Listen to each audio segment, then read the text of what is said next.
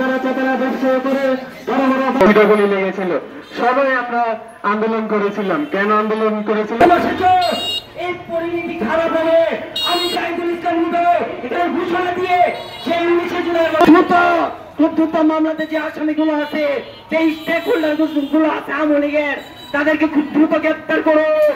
না হলে July August কোন ভিকটিম না, এই জুলাই আগস্ট সমগ্র বাংলাদেশের সাধারণ দিনক্ষেত্রে মানুষের। এই জুলাই আগস্টকে কিছু গুপ্ত সংগঠন, কিছু বৈষম্য বিরোধী চাঁদাবাজি সংগঠন তারা পরিস্থিতি করছে।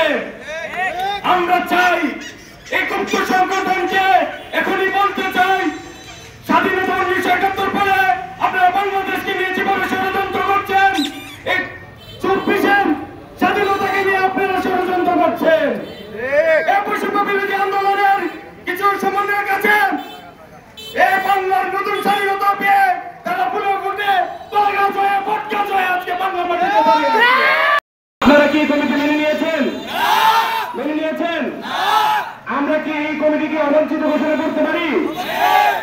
আমরা আজকে এই বিক্ষোভ সমাবেশ মঞ্চ থেকে গরিবের যে বৈষম্য বিরোধী ছাত্র আন্দোলনের যে কমিটি রয়েছে, এই কমিটিকে অবাঞ্ছিত ঘোষণা করছি।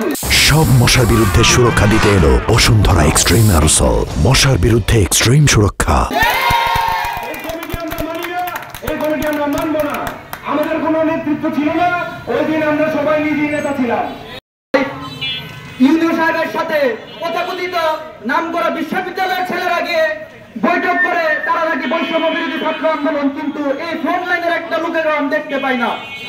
তখনই আমার বিপ্লব বিক্রি হয়ে যায় যখন ইউনি মহোদয় তাদেরকে জায়গায় জায়গায় নিয়ে গিয়ে ছাত্র প্রতিনিধি বানিয়েছে। ভাইরা, আপনারা কেউ কি তাদেরকে ছাত্র প্রতিনিধি হিসেবে মেনেছেন? তারা কি ভৈরবের একটা সাধারণ শিক্ষার্থীর ছাত্র প্রতিনিধি হতে পেরেছে? তাদেরকে প্রথমে প্রশাসন সারা ভৈরবের মধ্যে পরিচিত করিয়েছে, পরে তারা ঢাকা গিয়ে লবিং করে পদ দিয়েছে, এখন তারা একটি দলের প্রচারণা করে। ইউনিয়ন সাহেবের সাথে তথাকথিত নাম করা বিশ্ববিদ্যালয়ের ছেলেরা গিয়ে বৈঠক করে তারা নাকি বৈষম্য বিরোধী ছাত্র আন্দোলন, কিন্তু এই ফ্রন্ট লাইনের একটা লোকের আমি দেখতে পাই না। তখনই আমার বিপ্লব বিক্রি হয়ে যায় যখন ইউনি মহোদয় তাদেরকে জায়গায় জায়গায় নিয়ে গিয়ে ছাত্র প্রতিনিধি বানিয়েছে। ভাইরা, আপনারা কেউ কি তাদেরকে ছাত্র প্রতিনিধি হিসেবে মেনেছেন?